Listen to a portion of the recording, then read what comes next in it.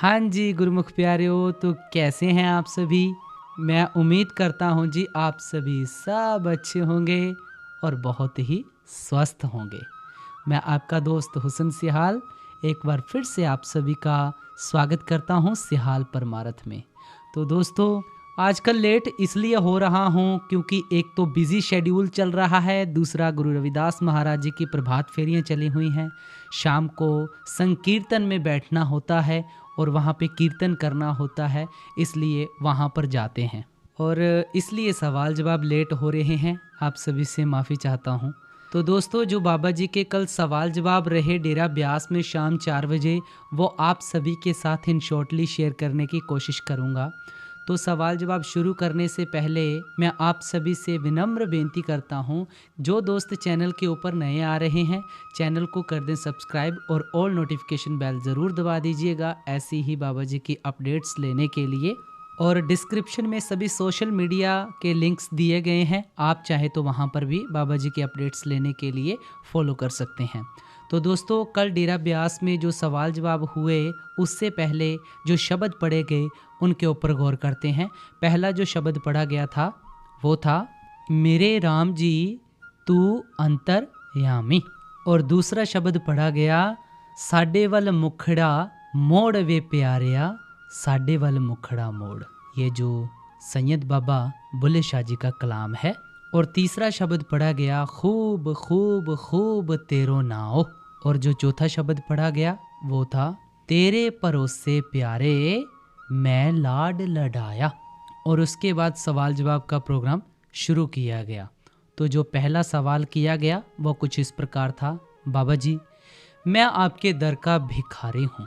बाबा जी, मैं किसी भी घर नहीं जाना चाहता, बस मुझे बख्श लो बख्श लो बख्श लो मेरे मालिक। बस आप ही के दर पे आना चाहता हूँ और कहीं नहीं जाना चाहता हूँ। बाबा जी ने बड़े ही प्यार से फरमाया कि बेटा, अपना जितना भी ध्यान दुनिया में फैला हुआ है, अगर हम उसका 1/4 भी मालिक की तरफ करें ना, तो मालिक हमारा कभी भी साथ नहीं छोड़ेगा। बच्चे माँ बाप को भूल जाते हैं, लेकिन माँ बाप कभी भी बच्चों को नहीं भूलते हैं। इसलिए बेटा, मालिक हमारे 24 घंटे अंग संग है। हम ही अपने ध्यान को बाहर मुखी करके बैठे हैं। अपने ध्यान को हमने ना अंतर्मुख करना है, तब जाके कहीं बात बनेगी। दूसरा सवाल किया गया कि बाबा जी, जब हम ब्यास आ जाते हैं और यहाँ से घर जाने को जी ही नहीं करता है, दिल करता है यहीं पे ही रुके रहें, तो बाबा जी ने बड़े ही प्यार से फरमाया कि बेटा देखो, जो मालिक ने हमें जिम्मेवारी दी है ना, वो भी तो हमने निभानी है। मालिक ने जहाँ भी हमें हमारे कर्मों करके जन्म दिया है, हमने वहाँ पर बड़ी ही खुशी के साथ उसका हुक्म मानकर जिम्मेवारी निभानी है। और जो भी मालिक ने हमें दिया है, हमने उसकी कद्र करनी है। फिर अगला सवाल किया गया कि बाबा जी, नामदान के काबिल कैसे बन सकते हैं और मुझे नामदान लेने के लिए क्या करना होगा। तो बाबा जी ने फरमाया कि बेटा, इंसान तो ये सोचता है कि पहले मैं अपने आप में पूरा प्रिपेयर हो जाऊं, फिर उसके बाद कदम उठाऊंगा। तो बेटा, अगर ऐसी बात है, अगर हम अच्छी तरह से ठीक ही हो गए हैं, तो फिर हमें डॉक्टर के पास जाने की क्या ज़रूरत है। अगर नामदान मिलेगा तभी तो बेटा हमें कर्मों से राहत मिलेगी ना, ऐसे तो नहीं मिल सकती। अगर बेटा हमने नामदान नहीं लिया और नाम की कमाई नहीं की, तो बेटा तब तक तो हमें कर्मों से छुटकारा तो नहीं मिल सकता है ना।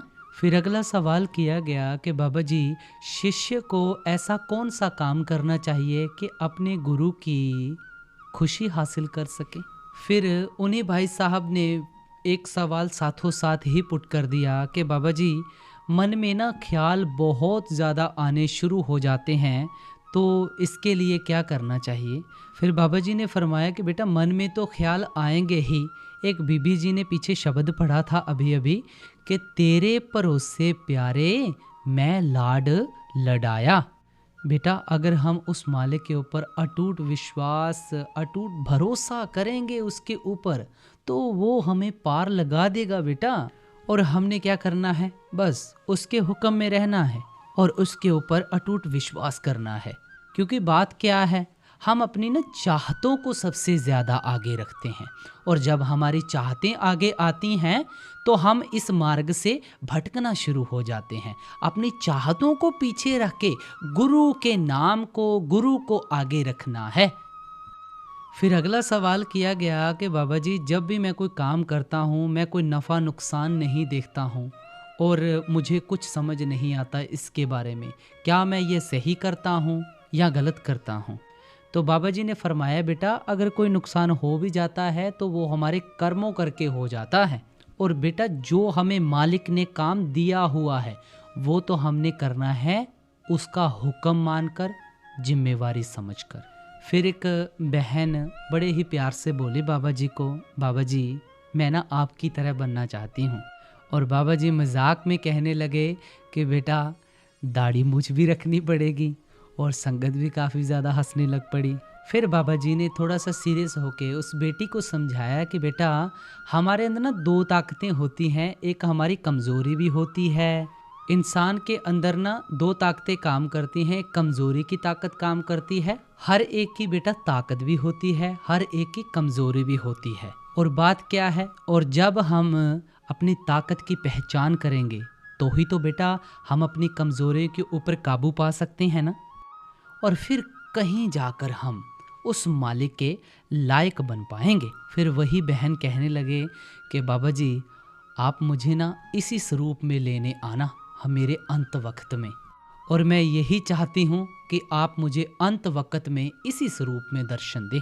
फिर इसी सवाल के साथ बाबा जी ने एक हंसी मजाक में, चाहे कह लो कि वे हंसी मजाक में ही बात टहल दी, लेकिन इसमें भी बाबा जी का बहुत बड़ा इशारा था कि उसके लिए तो मेरे को जाना पड़ेगा। और इसी के साथ और भी कुछ बातें हुई थीं, तो बीच में बाबा जी ने कह दिया कि मैं तो एक बहरूपिया हूँ। देखो कौन सा शब्द यूज़ किया बाबा जी ने, कि मैं तो एक बहरूपिया हूँ, मैं तो किसी भी शक्ल में आ सकता हूँ, किसी भी रूप में आ सकता हूँ। आगे से बहन कहने लगे कि नहीं नहीं नहीं बाबा जी, आप मुझे इसी स्वरूप में दर्शन देना और इसी स्वरूप में अपने साथ लेकर जाना। और बाबा जी ने अपना चेहरा थोड़ा सा हजूर जी की तरफ किया और कहा कि अगर मैं इस चेहरे में आ गया या इस स्वरूप में आ गया तो क्या आप मेरे साथ नहीं चलेंगे? तो वो आगे से बहन कहने लगे कि नहीं बाबा जी, मेरे को तो आपके स्वरूप के साथ ही जाना है, आप ही के साथ जाना है। फिर एक आजकल की जनरेशन के ऊपर सवाल किया गया कि बाबा जी जब कोई ज़िंदगी में कुछ काम के लिए फेल हो जाता है तो उस काम को कैसे आगे डेवलप कर सकते हैं, कुछ ऐसा ही सवाल था। तो बाबा जी ने कहा कि बेटा फेल फूल कुछ नहीं होता है, हिम्मत रख के आगे बढ़ना है, पीछे नहीं देखना है। दूसरी बात बेटा ये है, अगर हमारी ज़िंदगी में उतार चढ़ाव आएगा ही नहीं तो कदर किस तरह करेगा। ये उतार चढ़ाव ज़िंदगी में बहुत ज़्यादा ज़रूरी हैं, और अगर हमारे साथ कुछ भी हो रहा है हमने उससे सीखना है और सीख के आगे बढ़ना है। और जब हम वो चीज़ें सीखेंगे और उससे आगे बढ़ेंगे तो हमारे ऊपर मालिक बख्शिश करेगा और जो हमने मेहनत किया उस मेहनत में रंग भी लाएगा। फिर अगला सवाल किया गया कि बाबा जी आपका और हुजूर जी की ना बॉन्डिंग बहुत ज़्यादा अच्छी है। बॉन्डिंग का मीन होता है जोड़ी, यानी कि जोड़ी बहुत अच्छी है। और बाबा जी ने इसी सवाल के ऊपर आगे से स्माइल की। फिर अगला सवाल किया गया एक बहन की तरफ से कि बाबा जी जब भी हम ध्यान करते हैं और जब ध्यान में हम सिमरन कर रहे होते हैं तो ना साथों साथ एक ना अलग से विचार आने लगते हैं, नेगेटिव थिंकिंग हो जाती है। और जब भी ऐसा होता है तो मैं ना घबरा बहुत जल्दी जाती हूँ। मैं ऐसा क्या करूँ कि वो चीज़ें मेरे साथ ऐसा ना हो। तो बाबा जी ने कहा कि बेटा देखो ध्यान ना हमारे बस की बात नहीं है, और आप सभी को ये भी बता दें कि ये सिमरन करते वक्त भी हो सकता है, ये ध्यान करते वक्त भी हो सकता है। बाबा जी जो मोस्ट ऑफ द आंसर देते हैं इसके ऊपर यही होता है बाबा जी के मुख से आंसर कि देखो चाहे आपको ख्याल आए, चाहे आपके साथ जो मर्जी होता रहे, लेकिन आपने सिमरन को नहीं छोड़ना है। ध्यान खुद ब खुद आएगा, लगाने की ज़रूरत नहीं पड़ती है, लेकिन एक ख्याल को एक टिका कर रखना पड़ता है एक जगह पे। वो कोशिश आप ज़रूर किया करें। और आप सभी के साथ रोज़ाना सतगुरु मार्ग के ऊपर ओल्ड पाठी साहब जी के सत्संग भी शेयर किए जाते हैं और वहाँ पर दादा मंगाराम जी बड़े ही अच्छे तरीके से समझाते हैं। जो बाबा जी हमें समझाते हैं ना, उसी का ही स्पष्टीकरण पूरे तरीके के साथ दादा भवानी जी हमें समझाते हैं। तो वो भी ज़रूर सुना करें, क्योंकि सत्संग में हमें बहुत सारी चीज़ें मिलती हैं। ये बारीकी वाली चीज़ें, ध्यान के रिलेटेड, सिमरन के रिलेटेड, अगर ख्याल आते हैं तो क्या करना है, अगर ध्यान नहीं लगता है तो क्या करना है। तो ज़रूर दादा भवानी जी, दादा मंगाराम जी, बहुत सारे ओल्ड पाठी साहिब जी के सत्संग है, ये आप ज़रूर पूरी लगन के साथ सुना करें। ये सवाल एक बहन की तरफ से किया गया था कि बाबा जी लोग हमें ना बहुत ज़्यादा ताने मारते हैं कि आप 2 बेटियां हैं, आपका कोई भाई नहीं है। मम्मी जी को काफ़ी ज़्यादा ताने मारते हैं। फिर बाबा जी ने जो सवाल का आंसर दिया वो ध्यान से सुनना। बाबा जी ने फरमाया कि बेटा हम लोगों की सुनते ही क्यों हैं, इस बाबे को तो अपनी बेटियां ही पसंद हैं। ये जो पंजाबी में कहा, ये जड़े मुंडे ने ना, ये सिरे दे गुंडे ने। बेटी तो बेटा किस्मत वालों को मिलती है, बेटी ऐसे नहीं मिलती। बेटी तो मालिक की बख्शिश होती है। लोग तो 4 अच्छा भी बोलेंगे, 4 बुरे भी बोलेंगे, हम लोगों के क्यों सुनते हैं, लोगों के पीछे क्यों लगना है। अब आपको इसी के ऊपर क्लियर करते हैं कि देखो डेरा ब्यास में नारी के ऊपर मूवीज़ बनी हुई हैं, कितनियाँ मूवीज़ लगती हैं, आपने देखा होगा पंडाल में भी। और बाबा जी मोस्ट ऑफ द बेटियों का साथ बहुत ज़्यादा देते हैं। उसके पीछे का कारण क्या है, क्योंकि बाबा जी ने लड़कियों को ज़्यादा महत्व दिया हुआ है। ये नहीं कि लड़कों को महत्व नहीं दिया हुआ, दिया लड़कों को भी महत्व पूरा है। पूरी संगत को बाबा जी बहुत प्यार करते हैं, लेकिन बात कहने की ये है कि बेटियों को आगे रखा हुआ है। और आप सभी बेटियों को बाबा जी को एक अच्छी बेटी बन के दिखाना है। ये नहीं कि अगर बाबा जी ने आप सभी बेटियों का हाथ पकड़ा हुआ है तो आप बाबा जी के उन शब्दों के ऊपर अच्छे ना उतरो। तो इसलिए बाबा जी ना बेटियों का साथ काफ़ी ज़्यादा देते हैं। तो साथ में बाबा जी ने ये भी कहा कि देखो बेटा, बेटियां तो माँ बाप का साथ देती हैं, बेटियां कितनी जिम्मेवारी संभालती हैं। लड़के जो हैं वो शादी करके बीवी के गोद में बैठ जाते हैं। मोस्ट ऑफ द देखा जाए, जो एक औरत होती है ना, एक नारी होती है, उसके ऊपर सबकी जिम्मेवारी होती है। कौन कौन सी जिम्मेवारी होती है बताने की ज़रूरत नहीं है। घर की जिम्मेवारी, सास ससुर की जिम्मेवारी, भाई की जिम्मेवारी, पति की जिम्मेवारी, बच्चों की जिम्मेवारी, घर की जिम्मेवारी, खाना बनाने की जिम्मेवारी, ना जाने कौन कौन सी जिम्मेवारियाँ एक औरत के ऊपर होती है, एक नारी के ऊपर होती है। और आप खुद सोच सकते होंगे कि वो नारी क्या ताकत है।